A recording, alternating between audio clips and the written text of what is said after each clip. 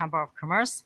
So today we are going to talk about organizational culture, how to create a psychologically safe working environment, how the team members could work together in the trust environment. So I'm very pleased to introduce Alejandro, the CEO of HARA. He is expert for the organizational culture and leadership. So he will share with us about how to create a successful organizational culture today. Thank you very much. Let's welcome Alejandro.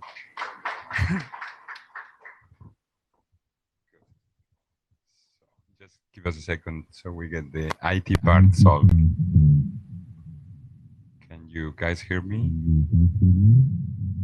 The people connected.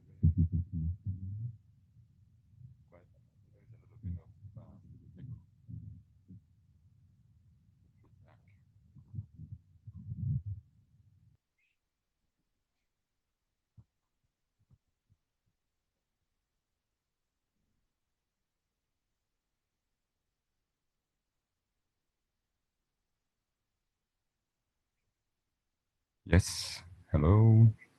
It works. Awesome. Now first presentation mode, then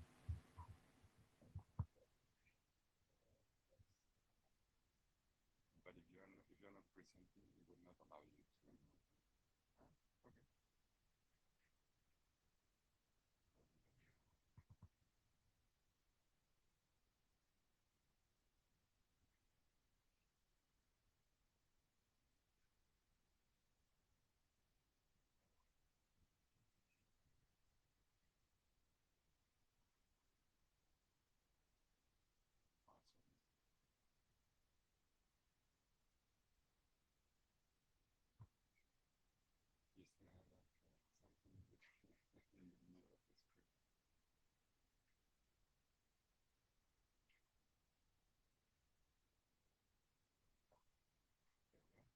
Ready? Good. Well, I hope that you guys can hear me properly. Oh, there is again feedback there. That's okay? Good. Welcome everyone. Let me first make sure.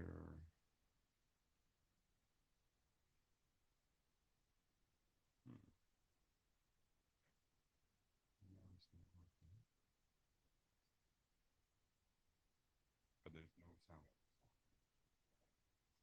Oh, okay. Well, there was just a little bit of background music to start with a bit more of energy. Okay. First of all, let me start introducing a little bit who we are and what we do, so you get to know me a little bit more. I would like to first thank you all for joining tonight, this evening, the workshop. I think it's a very important step, both for you on your professional career, but it can also be something really important for your organization, right? Like it's a topic that people talk and discuss quite a lot. So I would like to welcome you in the name of HARA, which is our company. We are a small boutique consulting firm.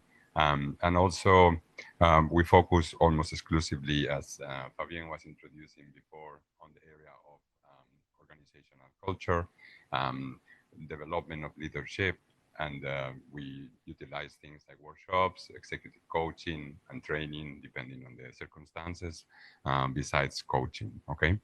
Of course, I would like to thank the French Chamber of Commerce for organizing the session, and in particular to Fabien Zhao and to Eric Tarshun, I think is the way to pronounce, and to Alexandre for the great support on the technical side. Yeah, come in. No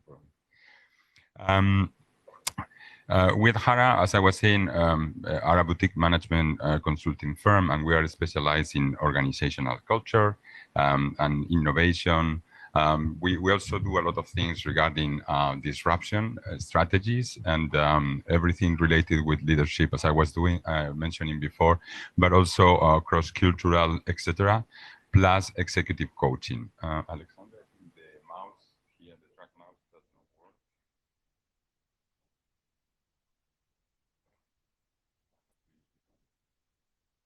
That one will not have it.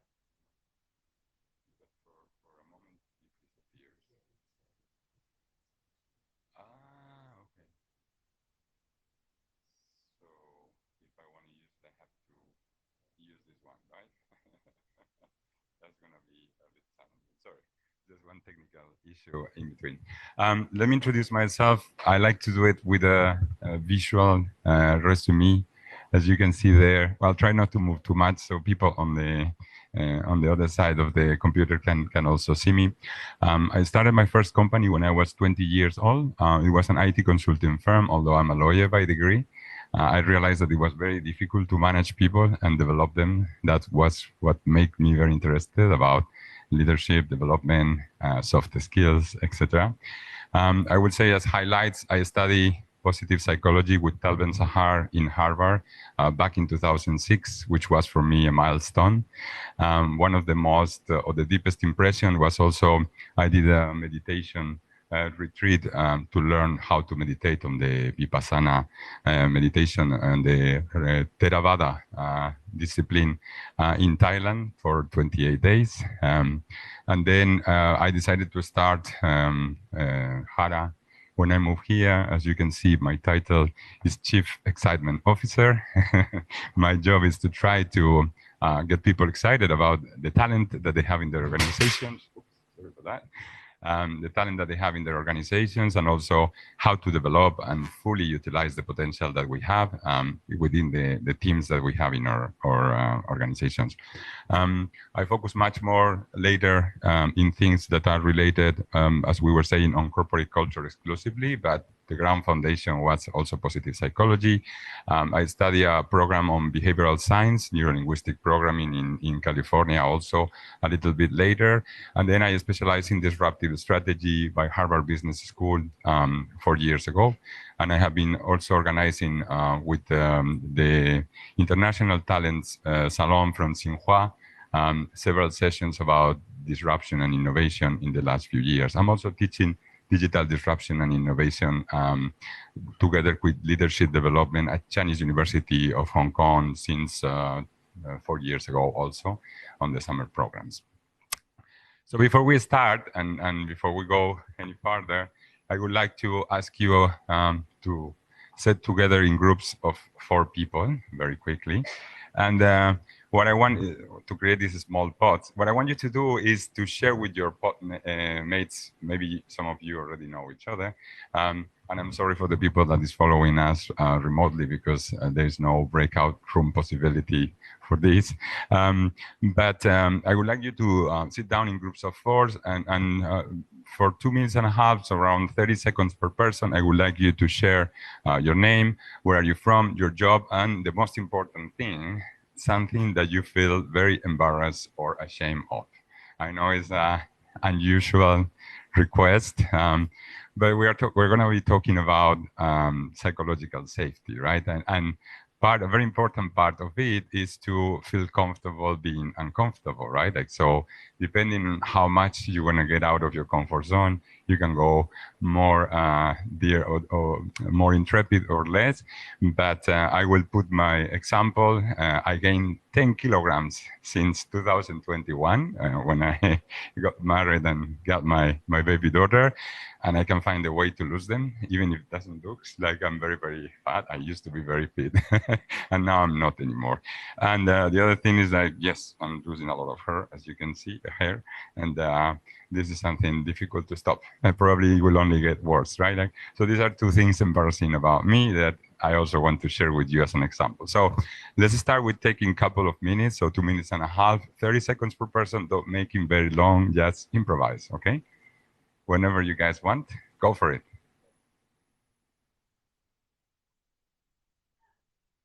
Now get together in groups of 4. So you need to physically move and sit together. So you can do, I think, 3 groups of 4 if everybody can, and 2 groups of 3, okay? Okay. So just one person per group, very quickly. How was the experience of sharing something embarrassing about yourself? Who wants to speak? Who is less embarrassed and wants to start speaking? Otherwise, I will find volunteers, okay? From this group, who wants to speak? You don't have to tell it. I just want you to tell the experience. How did you feel? What did you notice in the rest of the people? If if you keep hiding, I'm going to choose you to be the volunteer.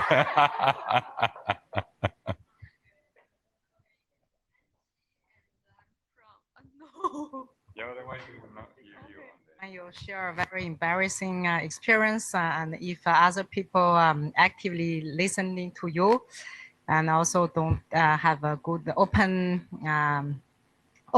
and don't how to say share the same feeling, then you will feel much better. And for me, when I feel very shameful or very embarrassing, I have very easygoing personality. I say that tomorrow will be a new day. Okay. And it depends also on the other people's reaction. And currently, yesterday, there's something happened to me, but actually, in fact, I was the one who noticed at the end, but nobody reacted. So at the time moment, after all, I say that it's okay. Tomorrow will be a new day, and let's see how to recover in the future. Good. So it's okay. So what you were saying, basically, thank you so much, is that as you listen to other people also sharing things that were embarrassing, it becomes easier, right? Like because you noticed that there was not that such a big deal, right? Yes, exactly. Somebody from here that would like to share? She's pointing at you, and she. Thank you. I just want to compliment a little bit on Fabion's side. It's really ring a bell to me because it's like if you don't feel embarrassed, the embarrassment is for others. Right? Okay. Okay, good. Maybe you can also share your experience because she just shared something about Fabienne. Yeah, well, share about myself or share what someone Your else. feeling when you were sharing and what you felt when the others weren't sharing. Yeah, I felt kind of complicity. Actually, people accept that the other people have some issues, and we're all human beings, and we're far from being perfect. So, what's the point of it's like you communicate with people. Maybe sometimes inside of you, you may feel differently, but you want to be nice to people. Who was the In many first? cases. Who was the first sharing? I was the first. Because I have an easy example. I just say I put on weight, like, Yeah. and so it was easy because I know I can deal with it at some point. So it's not like a big issue. And some people, when they don't know each other, maybe they will keep only the small issues. They will keep the big issues for later. Of course. Of course. Just pass it on the other group. I'm sorry. Okay, I just want to say that it's very interesting because it creates very quickly a sense of intimacy within a group.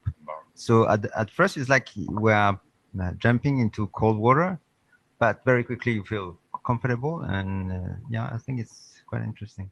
Good. This is the kind of reflections that I was trying to grasp from you. Thank you so much. Because the point is that there is a connection when we share vulnerability, and it is an essential part of leadership.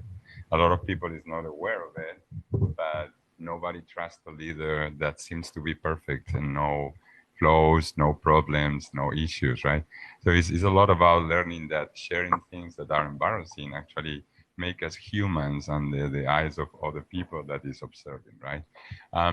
In this case, there is a strong sense of bonding when people go through hardship together. So people that goes through like catastrophes or traumas or a lot of pressure or issues like we have been recently develop a stronger sense of community. Let me go ahead a little bit. Sorry, the introduction was a little bit longer than what I was expecting, but I think it was important to give you a voice so you can also experience what we are going to be doing, okay? This is the workshop overview. We're going to talk a little bit to understand better what psychological safety means, and also what are the key concepts and barriers for this psychological safety to be built up. We will do an exercise, which is a short business case that I have left over that they have left over the seats. And then we will talk a little bit about some examples of implementation strategies to bring it into your own workplace, okay? And we will have a short conclusion. So first of all, let me start by sharing a story, okay? In the early 2000s, in the United States, the brightest minds were in a race, a competition. The race was to try to match the search engines with the advertisement Like everybody was desperately trying to do it. I just write very recently an article that I post in our official WeChat account and also on my WeChat profile that you can read the full description later. But basically, there was this entrepreneur called Bill Gross that he created a company called Overture, right? Overture was a company that was, well, he was a very talented developer, software developer, and he wrote an algorithm that was able to generate what is being called pay-per-click. The pay-per-click through basically was binding the searches that people was doing with advertisement that was kind of very accurate, right? Like, and then people click or not, and in that moment, the search engine will charge money for every click that people was doing, right? This sounds like an amazing business, but it was nothing related with what we have nowadays, which is predictive with online immediate auctions, things that are really mind-blowing. But this is not our point. They were actually competing hand by hand with a very small company that maybe you have heard about it. The name is Google, right? And at that time, it was so little that the number of employees was less than 100, right? Like, and they were in a small space in California. It was Larry Page, the one that was basically working on developing a much better matching system for the advertisement. And basically, while Overture was having the lead, after developing their algorithm, they actually went into an IPO, an initial public offering, and they got 1 billion valuation, right? Like, so they were having the money, talented people, the brains, and everything. And it grew really, really fast with a lot of departments, with a lot of people working in different areas, etc. Right? So Larry Page was one day very frustrated because he was like looking at examples. And for example, if I wanted to buy a motorbike, a Kawasaki motorbike H1B, and I went there and searched, I will get advertisement about lawyers helping me to fulfill my visa application that was called also H1B, right? Like, and although this might seem very funny, it's quite frustrating from a user point of view, and they were afraid that they would lose the users if they didn't sort it out. So in a very unorthodox use, he went to the kitchen, and they were having a big board, and he just put there all these advertisements that were completely wrong and not matching with what people wanted, right? And he wrote underneath, these ads suck. It's like we're doing very, very bad in this business. So what happened? He left it there, he went home, it was Friday evening, and there was another guy there called Jeff Dean, that was a younger developer, 29 years old, 2 kids, married, and he was working on search, not on advertising, right? And this guy basically just went to the kitchen to make a coffee, and he saw it, and he started looking at it. And he was surprised because it reminded him some problem that he faced with the search engine. And he recalled that they found a bright way to fix it that actually improved the accuracy.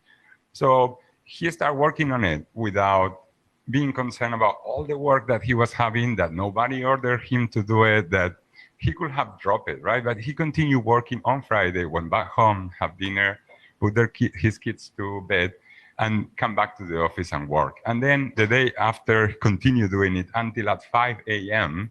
On Monday, he found a solution and he sent it to Larry Page and the rest of the team. And then he went back home, right, like to sleep, right? So what happened is that this fix made that the accuracy of matching between searches and advertisement improved double digits. And basically, it made the business from Google to go to the next level, right? Like it boosted the numbers, and the profits of Google went from $6 million US per year to 99 million, to 160 million the year after. And by 2014, advertising was producing 90% of Google revenues. Even with when Overture was having everything on their own side, they couldn't win because they were having this silos policy where nobody would be working on things that were assigned to other department. They didn't have a strong collaboration. There was a lot of bureaucracy, and also the hierarchy prevented them from winning. And it was brought later by Yahoo, and which was called GoTo.com, and it diluted and disappeared, right? And I think the main lesson that we can learn here is that actually what happened to Google was they didn't win because they were smarter or they were having more technology or better brains. They won because it was safer, right? The culture was safer. You could actually work on something totally unrelated, even when you were working on something with a lot of pressure, and just do it because you felt like the company, everybody was the company, it was a family, and everybody needed to help each other, right? So this is something that created a distinction. After that, Google has done a lot of research also trying to figure out exactly why this culture becomes so safe. And things that they used to do, they used to play hockey matches in the parking ground and with the founders, and they were having these debates and forums, and everybody could challenge the founders, and they wanted to be challenged about the ideas that they were having constantly, right? Like, so it becomes a space where everybody felt that they were a community, they were like a family, and everybody was engaged into that. So this is part of the definition. If we want to understand, oops, sorry for that. If we want to understand what psychological safety it is, right? If we look into the academic definition, we have a Dr. Amy C. Edmondson from Harvard Business School who coined the phrase psychological safety. And she said, it is a shared belief by members of the team that the team is safe for interpersonal risk taking, right? Like, it is the belief that it is safe to take risks, express ideas, and be vulnerable in a group setting.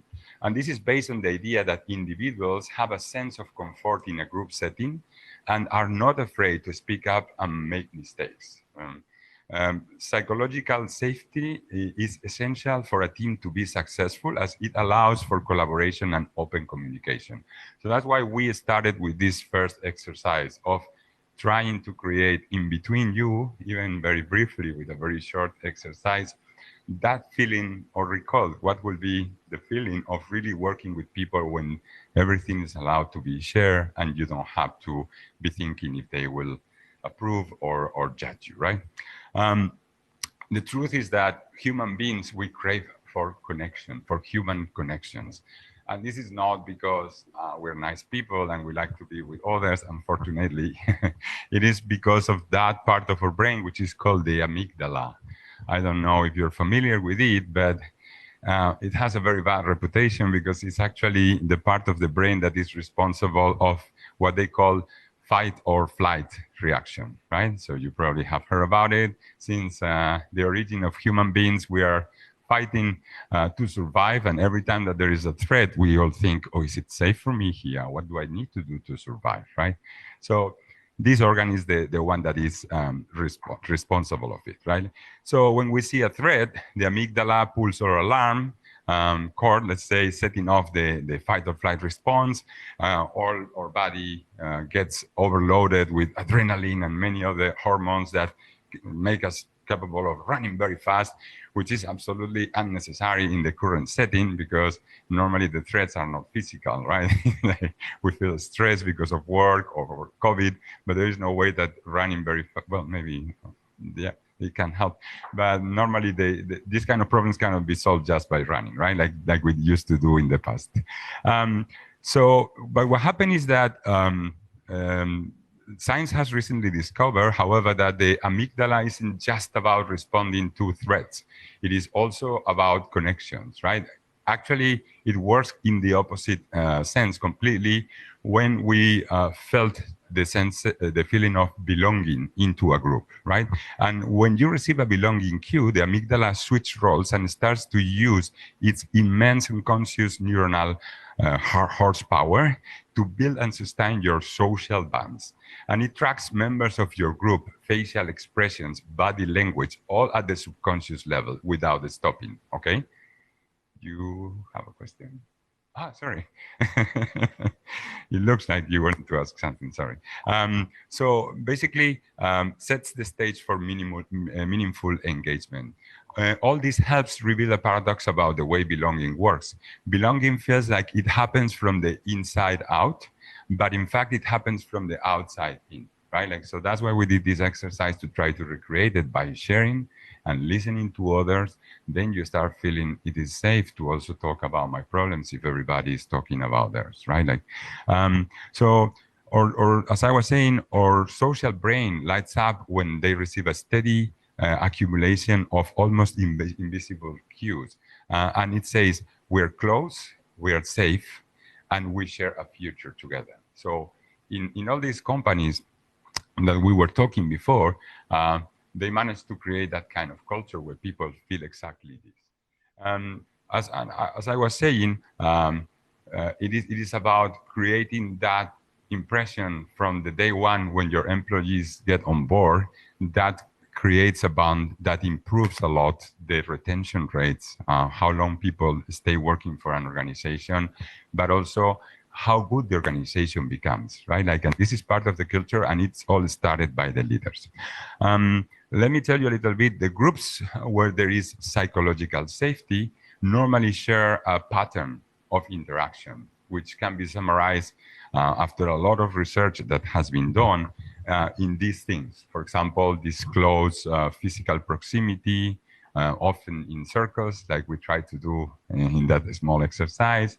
A lot of eye contact, and I know this is something that we sometimes question in Asian countries, but it's still present there when there is a lot of confidence or trust or closeness among people. Then there is the physical touch, handshakes, fist bumps, hugs, people shaking or touching their shoulders and things like that. Lots of short, energetic exchanges, no long speeches. Most of the people speak the same amount of time. High levels of mixing, everybody talks to everyone. There are few interruptions and a lot of questions. And it is intensive and active listening, what happens in between these interactions.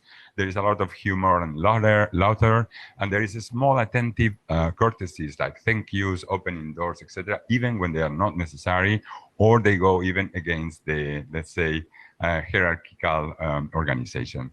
But to go further into the topic, it is in MIT, in Cambridge, Massachusetts, that a group of scientists is obsessed with understanding the inner working of this concept that we call chemistry, right? Like that happens at the brain level.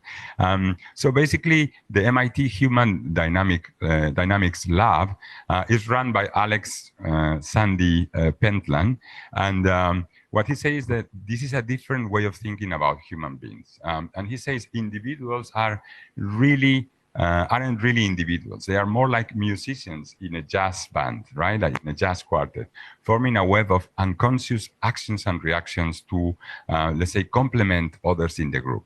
So you don't look at the informational content of the message. You look at the patterns that show how the message is being sent or is being delivered, right? When you observe to these kind of groups, and what's really going on beneath the surface. One of the things that Pentland studies show is that team performance is driven by the 5 measurable factors. Everyone in the group talks and listens in roughly equal measure, and they keep contributions very short. That's why I said 30 seconds to try to share very quickly among all of us, more or less in equal times. Members maintain high levels of eye contact, and their conversations and gestures are energetic, right? Like they transmit a lot of energy in between them. Members communicate directly with one another. So not just with the team leader or through the manager or the director. They are freely to communicate among each other. And then they carry on back channel or side conversations within the team. There is a lot of communication happening in between them, even when the team is not gathered, right? And very, very important, members periodically break, go exploring outside of the team, and then come back and bring information to share with the others. This is extremely important. It happens on every high-performing team, highly creative organization. Like for example, as we were saying before, companies like Google that foster a culture of trust and respect, which encourage team members to take risk and share ideas without fear of judgment, right? Nobody will judge an engineer, software engineer that has been working on something that was not his responsibility and was the reason why Google became so wealthy and so successful, right? And what is even funnier, if you read the story that I posted, is that if you ask, when they went to ask him, because they were writing the history of how Google became Google, they came to ask Jeff Dean, and he didn't even remember that he actually wrote the algorithm that changed Google and the tipping point that made Google become so wealthy, because he said, "Oh, this is something that used to happen quite a lot." So the reporter that was there asking him had to ask him a lot of information and give him hints until he said, "Oh yeah, I remember that." he didn't even have a recollection. So imagine what kind of culture where something that completely transformed the success of the organization is something that the person that was responsible is not even attached to a status or thinking it was because of me. It's an amazing, amazing company. So examples of companies that have achieved this level of safety apart from Google include Bridgewater Associates. I don't know if you have heard about them, but they were very, very pioneers on what we call online broker technology, right? Let's define a little bit more what is psychological safety, okay? In the foundation of high-performing teams, and as an essential element for achieving optimal results, you always find psychological safety. It is present in team settings because it's crucial because it allows team members to feel safe, to speak up, share ideas, and take risks without fear of ridicule or retribution from the side of the management, okay? So they have a shared belief that the team is safe for this interpersonal risk-taking. There is a culture of respect and trust among them, and also an environment where people can be themselves and express their opinions without fear of negative consequences. And there are always open communications and constructive feedback among the members of the team. Okay, so why is psychological safety so important in the setup of organizations? Well, the benefits, among the benefits, the increased creativity and innovation, the higher engagement and motivation of the employees, higher retention rates. This is something that has been researched very extensively, and the greater resilience and adaptability. Much better problem solving and decision making, but also an impact on creativity. When teams feel that there is safety on that side, they are more likely to collaborate, to trust each other, and innovate, leading to higher productivity, job satisfaction, and better outcomes. It has been the key ingredient in the success of highly successful groups. And in contrast, when psychological safety is lacking, what you have is that team members might hold back, be afraid to share their ideas, and not speak up when mistakes are made. And this is really important. When mistakes are happening, it's important that people can talk. And you're going to listen to a lot of arguments saying that, well, in China, it's very difficult that an employee will tell to a boss that is wrong or is making a mistake.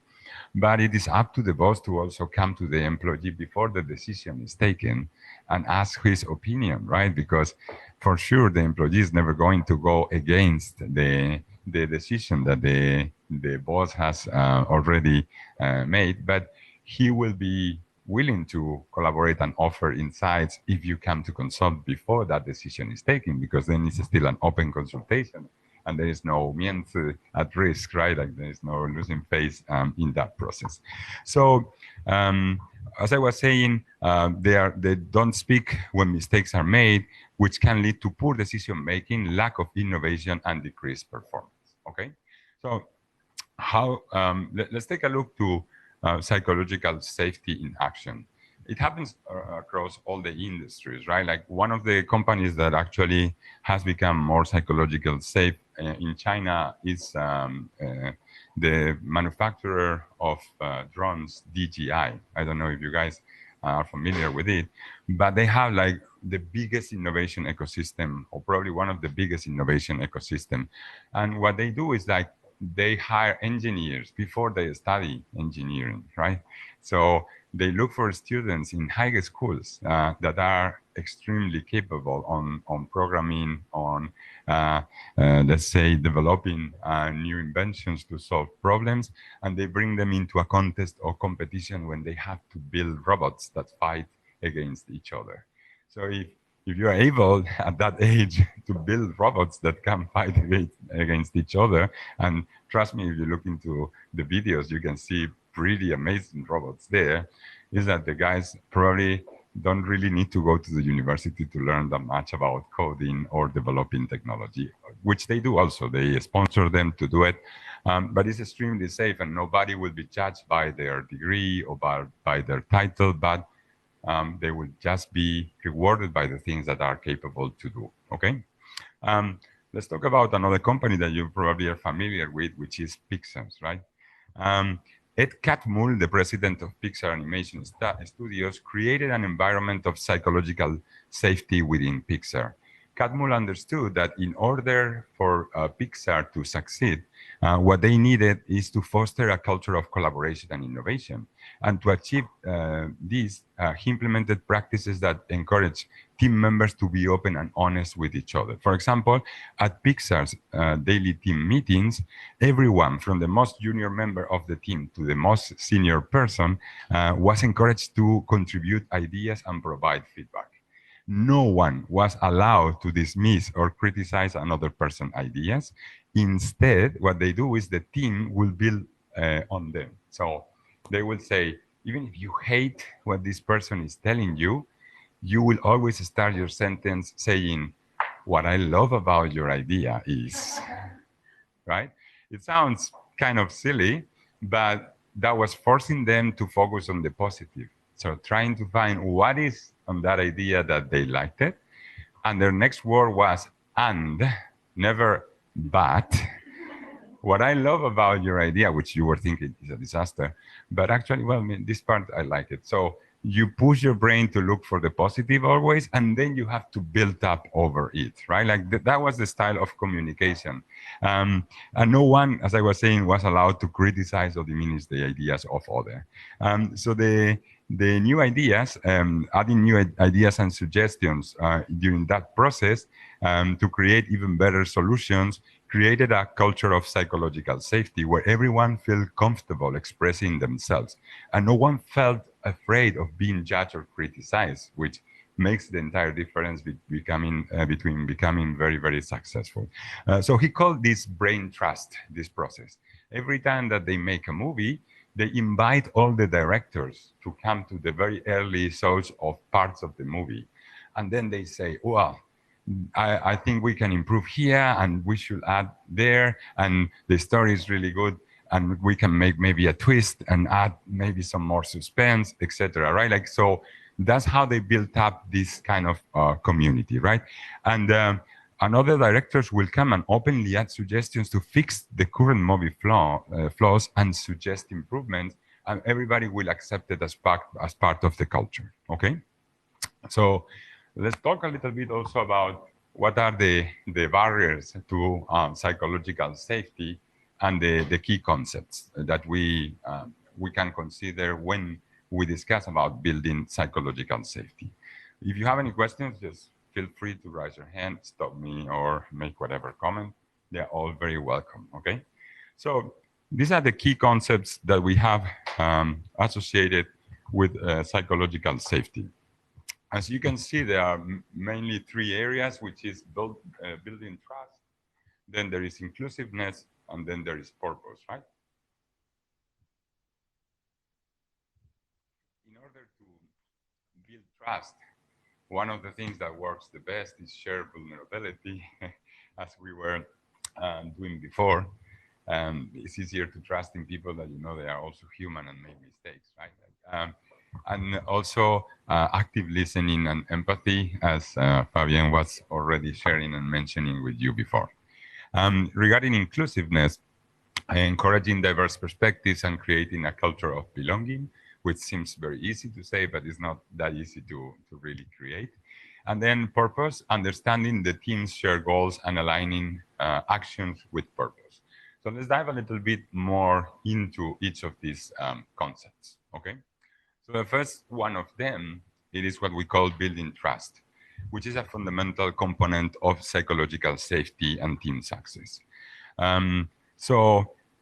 Openly talking about mistakes as part of the continuous learning process that we are going through, undertaking, saying, I don't know, or I don't understand, and asking from more details and information, it is also part of that vulnerability. And it's essential to building trust because it allows the team members to feel comfortable sharing ideas and mistakes. So one of the most important skills that we learn on mindfulness and meditation is to become comfortable being uncomfortable, right? Which is also called, in other words, mental resilience, right? Like, so when you are doing a Vipassana meditation retreat, you will have to sit in the lotus flower position for 2 or 3 hours. Of course, after the first 15 minutes, your legs go numb, like you lose any feeling of them. Then they start to become ticklish and itchy.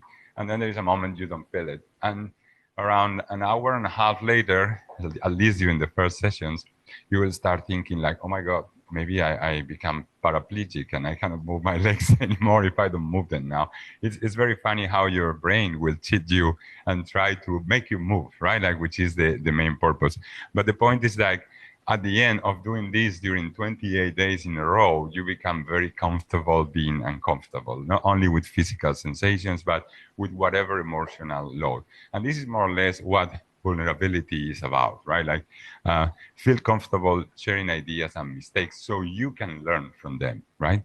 The second part is active listening and empathy. So listening to understand, paraphrasing and repeating the meaning, and listening for emotions, which is what we call empathic listening, right? Like, which is going beyond, sorry for that. I keep stepping on it. Maybe we should move them, Alex, because I move quite a lot and I feel very limited on that. Yeah, thank you so much. So help the team members to connect on a deeper level, building trust through understanding. Okay, so this is part of the active listening.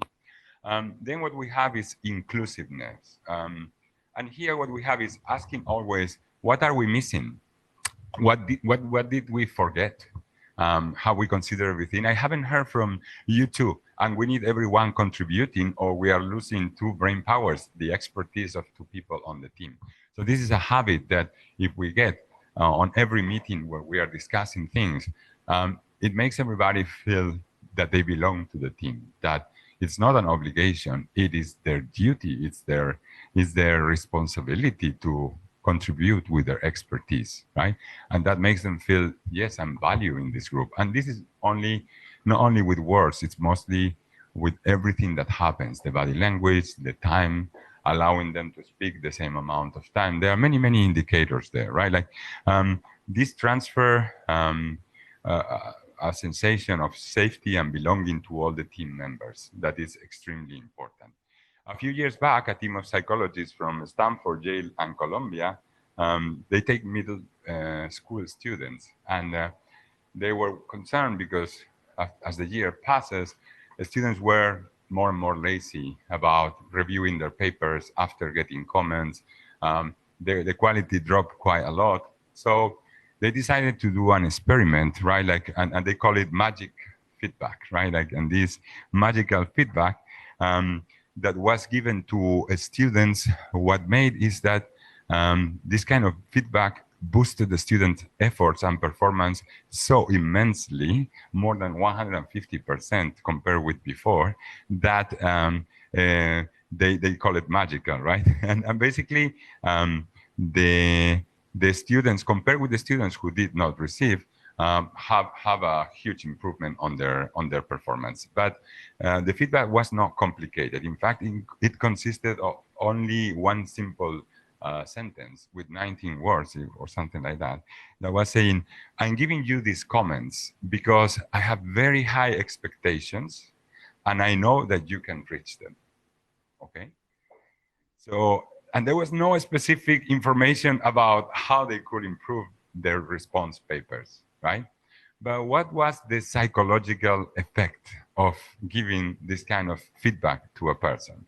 Well, it contained separate cues, and actually none of these words containing particular information or guidelines or instructions, they are very powerful because they deliver a burst of belonging cues to the person that receives this.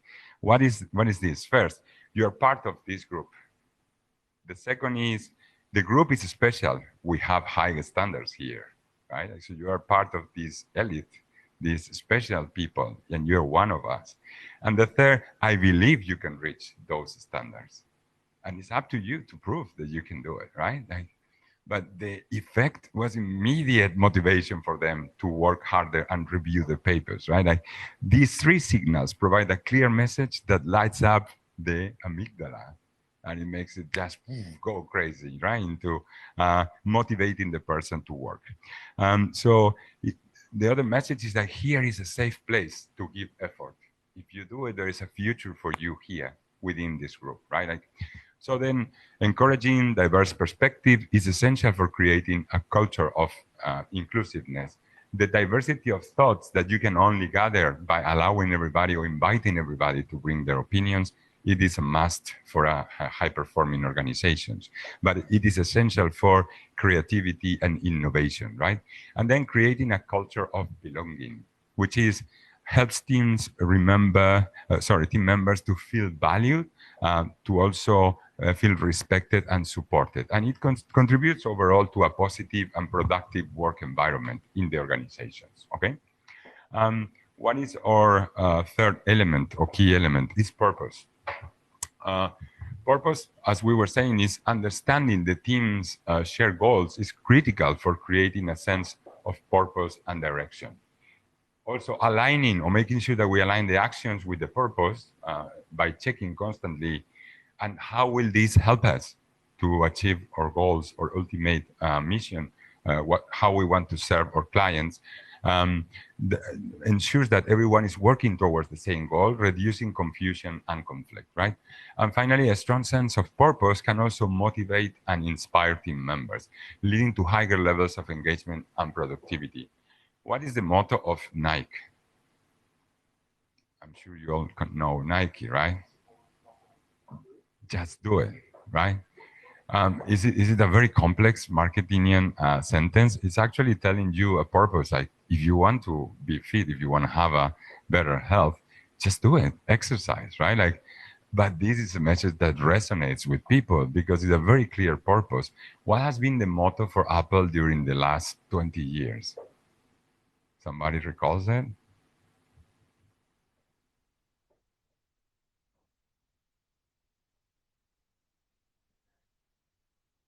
No, this is the one after. Think different. With just one bright sentence, they are telling you the purpose of the organization, right?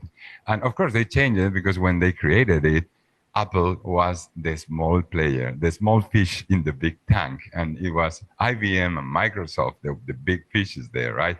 But now it's the opposite. Apple is the biggest fish, and the other ones are smaller, or kind of, right?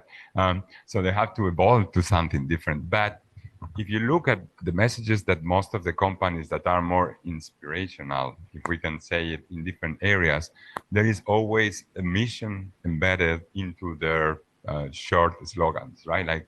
So they share with you that there is a purpose, and they have very clear what is their purpose. So I would like you to also create now groups of 4 people, and discuss common barriers that you feel or that you find to creating a psychological safe workplace in your organization, okay? So we're gonna take for that 10 minutes, so 3 minutes maximum per person. You can share. If you finish earlier, you finish earlier. But just try to do a full assessment of what you are facing regarding your companies, okay?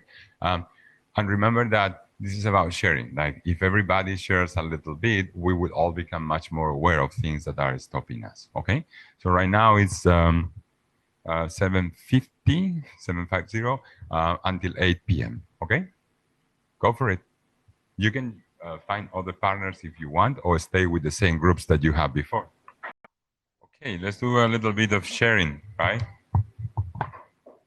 Who would like to start?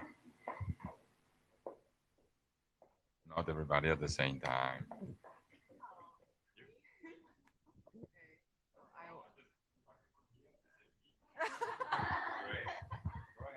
Go I ahead. want to take the opportunity to introduce myself. I'm Harry from Akama. It's my college. Working. Yeah. So I think the best challenge for me is the trust. Because we believe something there are different thoughts from the different people for different age from the different the country from different countries or from the different say papers in China. Backgrounds, Even, yeah. yeah. So Meaning. it's the a bit. I Minority. think the trust is the best difficult to to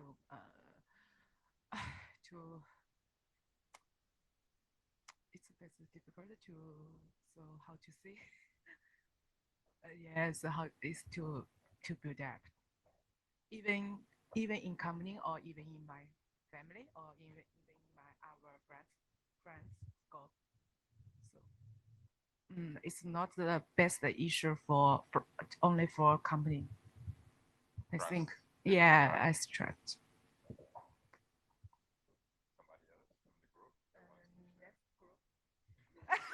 Yes, you can pass it to the no, pass it to the next group. Look at that. As Harry just talked about the trust, we also shared one case in our group. It's also about the trust. So, but Seems to be a common problem nowadays. so normally when we talk about the trust, we think we should trust other people. We should trust the other person. But in our case, maybe the issue is you should trust yourself first.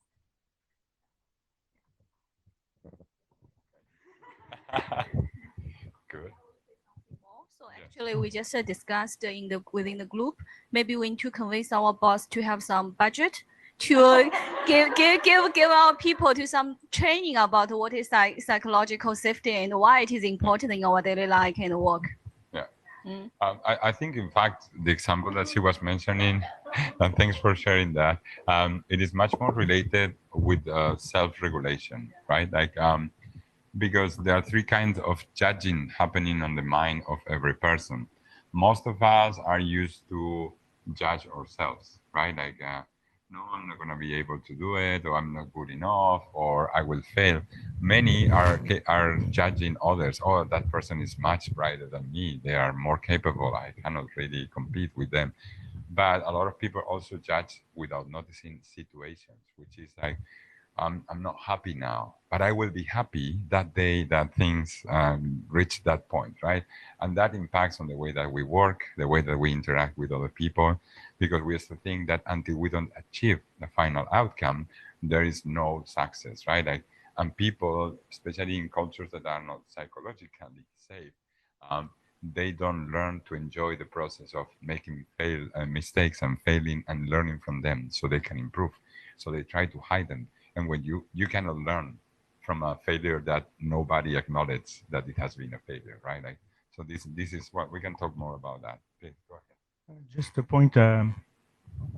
Yes, the members of the team mentioned the influence of hierarchy.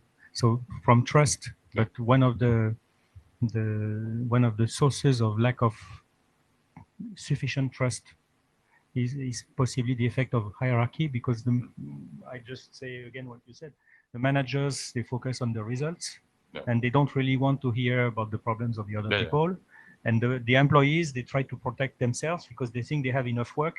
So basically, they don't want to answer on personal or psychological needs either. So the lack of trust between at least the levels is an issue. The opposite that we saw on Google, right? Like, everybody could jump into something that was not in their area of influence. Thanks for sharing that. Who would like to share from here? Not everybody at the same time. I know you are all desperate to share, but come on, just kidding. Okay. Actually, our discussion was around the case or in my place, in my company. I was discussing about, I'm a factory director. I have a factory. So I have operators and I'm looking for them to share ideas, the operators. They do the assembly, they have the experience. I want to know how they can improve. I want to know from them what could be improved to save time, cost, their time, their energy. But I set up things, but they don't speak out. And aren't you trying to solve the problem, yes, starting on the problem instead of with the people? If they are not used to participating, are they used to normally participate like that? Are they always invited to share their ideas and opinions? they are invited, but, with a process, but not to the moment. And this is actually what, so for me, this is the challenge I face, is to make them speak out. And what I'm about to try is to set an environment, a proper time, a proper place for them without the boss. So they are together and they have a long shared moment out of their normal days to speak out. And everybody should spend time to speak out. This is an opportunity. They should find this as an opportunity, not a leisure time, not a working time, but a moment during which they can share ideas, have a good laugh, crazy ideas. The things that you mentioned, I like your idea. What I love about your and idea this is something nice, but this is difficult to set up. But if we don't try, it never happens. It will not happen successfully unless they have been briefed Yes. first, and there is a facilitator, like bring some partner in crime there to help them do that. And first, probably you need to do a lot of team building before, like taking them outside of the work environment to really get to know each other as individuals outside of the working environment. Yeah, but it's a problem that we all face, right? Thanks for sharing that. Maybe we can discuss later. They get reward. I give the budget. I don't. You guys have here a mastermind group, right? Like all these HR people that could be actually helping and supporting each other. I know why your operators not providing their, I mean, what they thought. So do you really, let's say, solve the problems they raised in the past? Yes. Why are you so sure? Okay.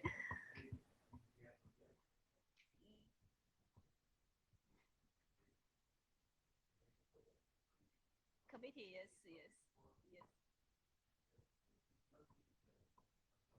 Yeah, yeah, they.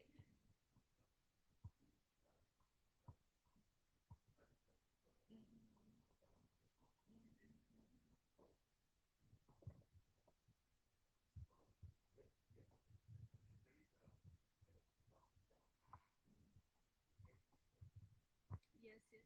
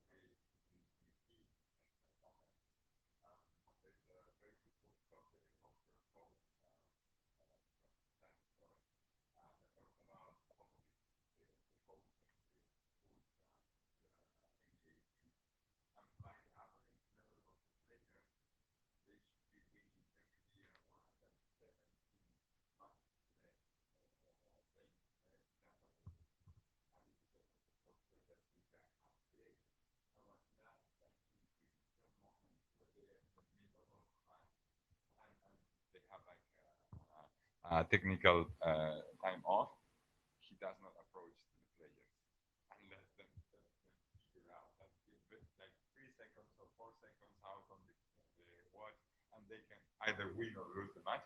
It does not count. That they are already a high performing team. So I go there to my idea. They know what to do. So when I just get out of the way for sometimes and let them really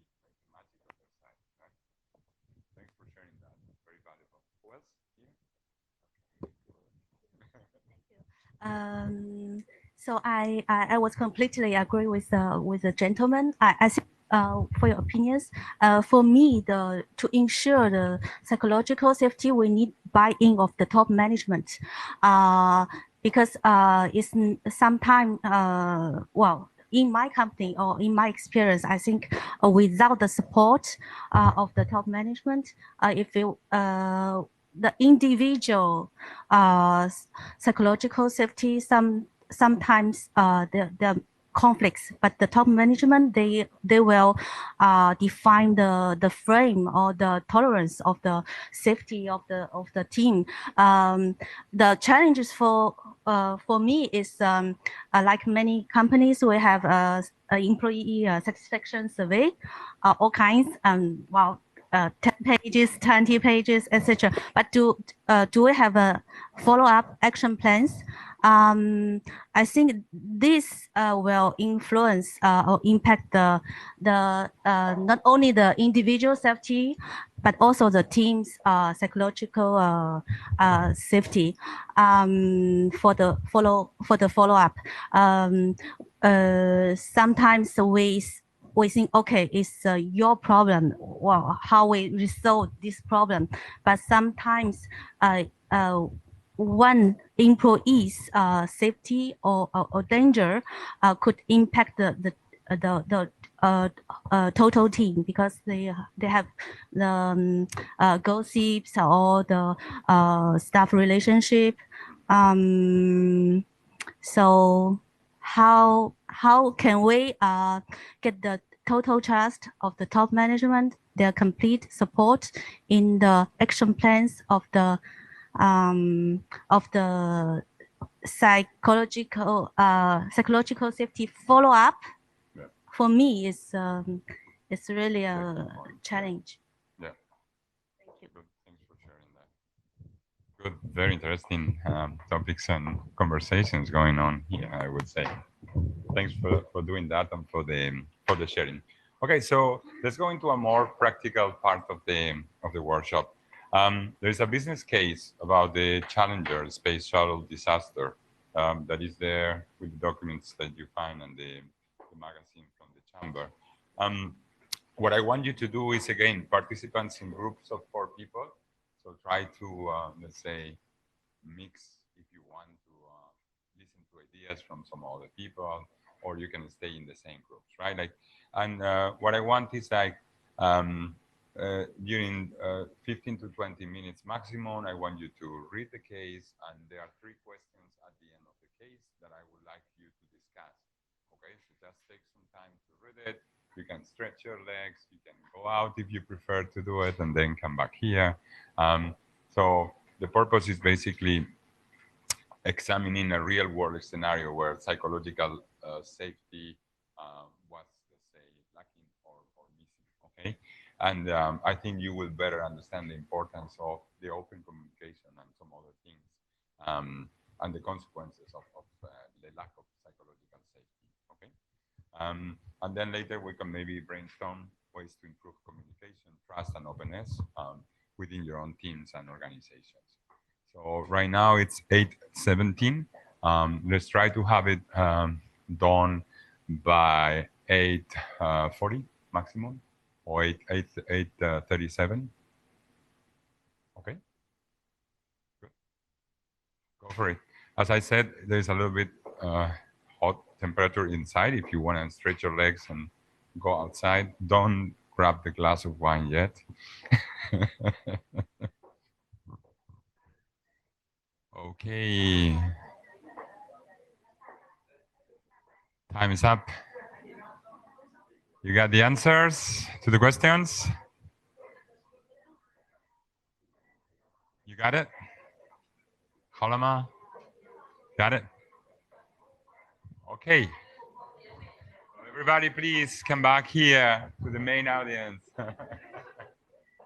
Good. So, in your opinion, what were some of the factors that contributed to the lack of psychological safety within NASA during the Challenger launch?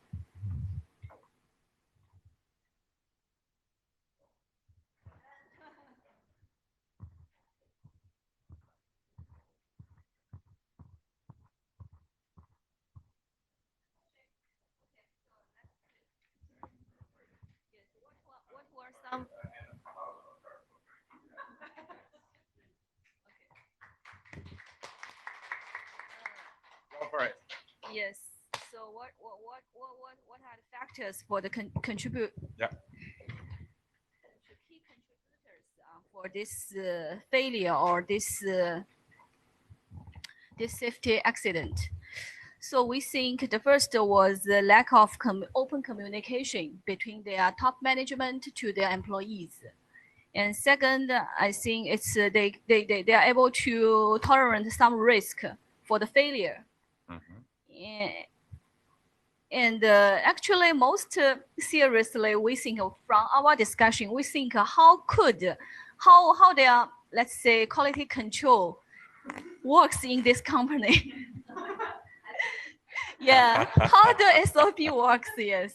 Well, this is one of the biggest tragedies that push the needle quite a lot in making things to become much safer and improve the safety checks in different areas, including because actually what we call the airspace is an industry that is closely related with the aircraft carriers, right? Like passengers, transports, or whatever, goods and all that stuff. So this was one of the cases behind. Yeah, these are the main reasons that were there. I would say that the hierarchical culture also was the main responsibility, because there was a political agenda and they just want to push it, and they were not thinking like about what agenda you want to push if people die, right? Like, yeah. Saying that it's not a stable situation. NASA was the one which also sent the rockets to the moon with the people on it, and even saved, I think it's Apollo 13, I forgot, but they had an issue on coming back, and the guys repaired their rocket while on the, and at that time there was no internet and all this communication. So actually NASA had that culture, and they kept it to say that they had a tolerance of risk and failure at the top level, because it had succeeded, and a huge success for many years. And they kept that legend, but they became bureaucratic, and they even lost their culture of aeronautics, military, and so on, where people are actually educated to work for the mission, not for their boss. Yeah. In the military, if people work for their boss and not for the mission, they lose. But they had lost that. So it's a really they had lost their way completely. Yeah. NASA never came back. They are dead. Yeah. That's the main reason why they do nothing. Why Elon Musk has succeeded is because NASA is dead and Elon Musk got the credits. Yeah. They were not able or capable to come back from that. Yeah. Thank you so much for sharing. That was really, really, really good. So what could have been done to encourage open communication and the sharing of concerns among the engineers and decision makers involved in the launch?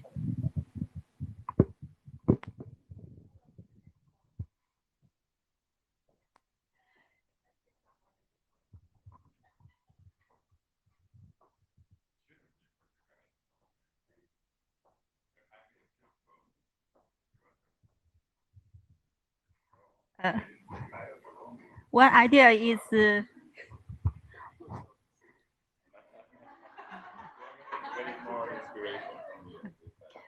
just the one idea. So to start from the big boss to build the culture. So we also shared to create some tools like raising or raise out all the issues in a board. But if people don't use the tools will be nothing. So maybe we can start from the boss to create the culture, like a culture of safety. So raise out the issue from the big boss. So what kind of actions? Thank you so much. Talk with the big boss. So the big boss takes the model. Can you pass it? Because I need to hold one to be able to speak, so they still hear us. I think they should have dissociate the decision maker that is dealing with the mission, the agenda, with the decision maker who push on the button to throw the rocket. The guy who decide go or no go for the rocket should not care at all about the agenda. Just by dividing the responsibilities, their missions, if they have, I guess there was one decision maker who pushed the button and was under a lot of pressure with the agenda, with the president and stuff. Well, he had to take a decision. The concerns about the O-rings didn't make it to the reports, the pre-flight reports. That should be there. It's amazing what happened there. And it's the same culture, as he was saying, that existed before, but there was a moment where it becomes so political and so much about business, because the agency was not a private company. It was funded with taxes, right? So you need to show wins constantly, and that's the worst thing against security that you can have, right? Because I was wondering, in the chain of command, the small engineer who finds the issue doesn't care about the agenda. He's a supervisor, doesn't care about the agenda. At what point in this chain, there was one guy could take this kind of decision of anywhere going? It was like a layer in between. Yes, of the layer in between. Yes. That they decided to just, like. Yeah, he should only care about the risk management, not about anything else about the agenda. So among the things that they could have done to prevent it, what do you think? Also to make the chain shorter. Yeah. If you have 10 people between the guy who found it and the guy who put the button, you're gonna have 9 people that will have the chance to say, anyway, let's go on. If there is only one chain or 2 chains, there is much less chance that the wrong decision will happen. And also to create like a committee to decide the launch or not, even in the last minute, instead of just one person saying, okay, let's go ahead, to maintain like representation from the key departments like engineering or safety or whatever, to make sure that happens like in that way. Another thing that they could have done, I'm not sure if somebody else has any other suggestion, maybe to provide training on communication and feedback, and setting up channels for anonymously or anonymous reporting of issues on safety concerns. So at least you could have prevented the fear of retaliation in case somebody basically was, how do you call it, the problems, right? Like, and also rewarding employees who speak up and contribute to make safer the workplace. So there were many initiatives there that could have undertook. If they did that, then employees would trust in the organization that really was caring about the safety of everyone. So on every crisis, there is a big opportunity to actually improve the situation and prevent it from happening in the future. Thank you for sharing. Let's go with the last question. How can companies and organizations create a culture of psychological safety where team members feel comfortable speaking up and voicing their concerns, even when it's difficult or uncomfortable, especially when it's difficult or uncomfortable? Yeah. Well, the thing you mentioned a little bit is maybe teaching people to receive criticism, and teaching people to express disagreement each time in a nice way. I think it's quite a key, and it's not natural for some people. It is. Someone else? And perhaps offering different channels to speak up. I would say it. Some people like to Anonymous report. Yeah. Or report people that contribute to make it safer, etc. Yeah. Well, they can create a culture of psychological safety also by emphasizing the importance of open communication and feedback above the goals of projects. This is something that they can do. They can also set up channels for employees to report safety concerns or raise issues on regular basis that are anonymous, or only the person receiving the concern would know who is bringing it, so they can assign credibility. They can also encourage collaborations and cross-functional communication, which is the other thing that I was mentioning before.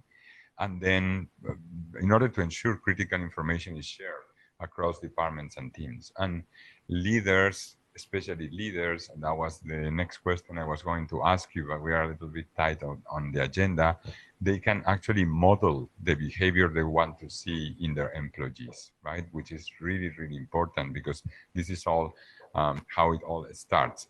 By actively seeking feedback themselves and being open to criticism and suggestions for improvement. So making a special section on every where you say, like, I would like you to tell me what is not working, what we have forgotten, what is missing here, what is the problem that we are not seeing, right? Like, because if we all work together on that, we will anticipate them before they actually end up happening, right? Like, so this is something that, and suggestions for improvement also, like how can we do it better in the future, okay?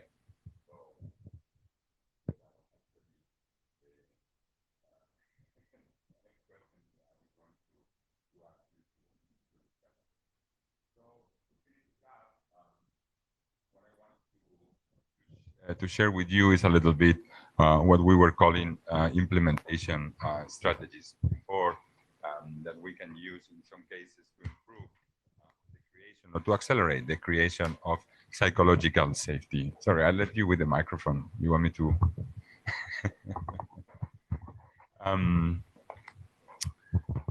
So very briefly, and then we will do just a summary or brief conclusions. So how to implement psychological safety in the workplace in a practical way, or some tips for doing it, okay? We just mentioned one of them, which is to lead by example, okay? So leaders and managers must demonstrate the behavior they want to see from their employees. And this happens at every level on departments. It doesn't necessarily needs to be only coming from the CEO. They have to see it from every head of every area of the company, right? Encourage open and honest communication by listening actively and responding constructively to feedback when it comes, okay? The other thing is providing or setting up regular one-to-one meetings, you know, with the people, with their team members, to discuss any concerns, feedback, or ideas they might have. This is anticipation, so it doesn't need to be all about working on fixing problems, but in finding them before they become failures, right? And then actively listening and ask for clarification when needed, and especially acknowledging the employee's contribution. So this is really important. This is the main reason why people raise concerns and share them, okay? The second one will be creating a culture of learning, or a learning culture, to foster a learning culture, no? And here it is up to us to encourage experimentation, learning from mistakes and celebrating successes, right? Make it clear that the organization values continuous improvement, and that failure is not final, right? It's an opportunity to grow, to learn, to develop new things. So it is when we try to hide that they are failures, when we try to pretend that we are perfect, when there is no opportunity for growth, right? Like, so being aware of that as part of the culture. And as an example, you can have a monthly meeting where employees are encouraged to share their recent successes and challenges. And this can be a platform for employees to learn from each other's experiences, to celebrate those successes and learn from their failures, and put things in common. Another one is to encourage constructive feedback. So by encouraging employees to provide feedback to each other in a constructive and respectful manner, and provide training on how to give and receive feedback, right? Like how to make it about the problem and not the person, how to leave emotions on the side. But it might seem like small interventions, but if you create these, then you can also have trust, you can also have vulnerability, you can also have things like psychological safety into the organization, built up step by step. An example, you can provide training on how to give and receive feedback, or you can include tips on how to frame feedback constructively every time, right? And how to respond to feedback in a way that encourages open and honest communication. So thank you so much for this. Regardless if I agree or disagree, I love to hear your ideas. It's very important for me to know what is your thinking based on your experience. And in many cases, it helps me to figure out things that I was not aware. Okay. Other one that is really important, I'm sure you're already aware of this, is to recognize and reward positive behavior. Appreciation is the big word on positive intelligence, positive leadership, and positive psychology, right? Celebrate when employees demonstrate the desired behavior of psychological safety, such as providing constructive feedback, admitting mistakes, and taking calculated risks. As an example, an organization can create a recognition program, right? Like where employees can nominate their peers for demonstrating the desired behavior. So make it like the employee in the month regarding safety or whatever, right? Like that.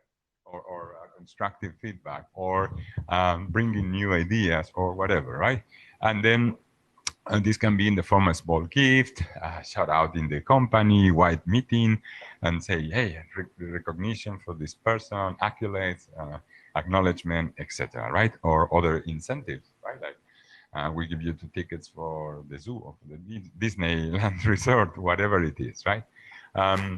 Create a safe, and this is the last one, an inclusive environment. So ensure that everyone feels valued, respected, and included. Provide opportunities for employees to connect and build relationships with each other outside and inside of the organization, especially outside.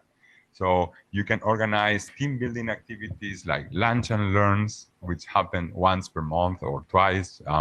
And that day they are learning about something, maybe leadership. You want to get better on mindfulness, or you want to learn how to do rock climbing. I don't know, things that are not necessarily connected with the work, but makes them to get to know each other, because we saw that high performing teams actually have a very close collaboration between people, and they talk constantly and they communicate in usual ways very, very fast, right? And that only happens if you break the ice layers that separates them, right? And then outings or volunteering events that give employees a chance to connect and get to know each other outside of work, okay? So these are just few examples of how organizations can implement psychological safety the workplace, or initiatives that can allow you to foster it, right? I'm sure many of them, or some of them, you already have been exposed and you have tried to implement them, or you already implement them successfully. But by creating a culture that values open and honest communication and rewards it, continuous learning and inclusivity, organizations can really create a safe and productive work environment that allows the employees to thrive, right? And this is with all these small actions that sometimes we think are not really that meaningful, but they actually, when you have the structure, you can put them together, and they really make a difference. So just to conclude, sorry that we are over the time, but we also started a bit later, and there were so many questions that were interesting that I wanted to cover them. Yeah?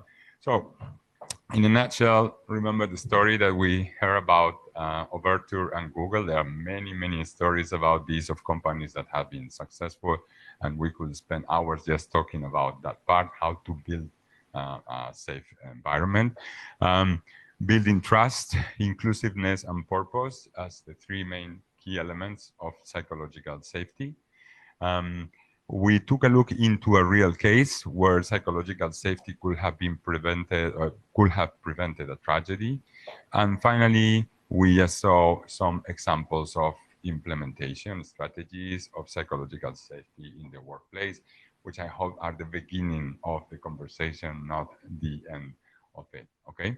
And finally, I will share with you this, and there are some references about where I took some of the resources, like this article from Forbes, Psychological Safety, Building High-Performing Teams, which is really a must to read. I will share the PDF later, so you can have the slides.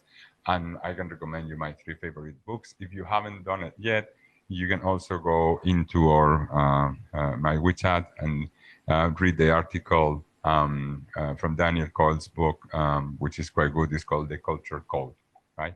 And here you got like so many stories, like amazing stories about different companies and how they organize it. There is one that is absolutely mind-blowing, which is back in the First World War, there was during Christmas, Germans and French and British that were killing each other every day actually stopped for a day against the orders that they were having from their headquarters. And they cooked together, they played football together, they sung Christmas carols together.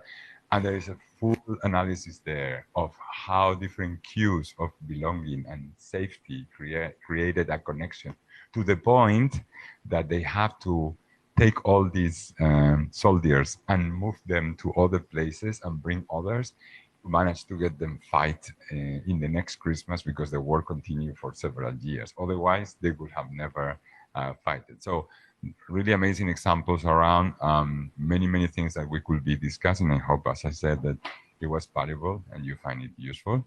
And that was it on my side. Thank you so much, guys.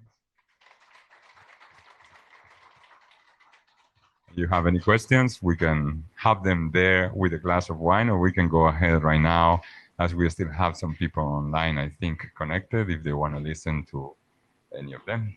And thank you for the participation.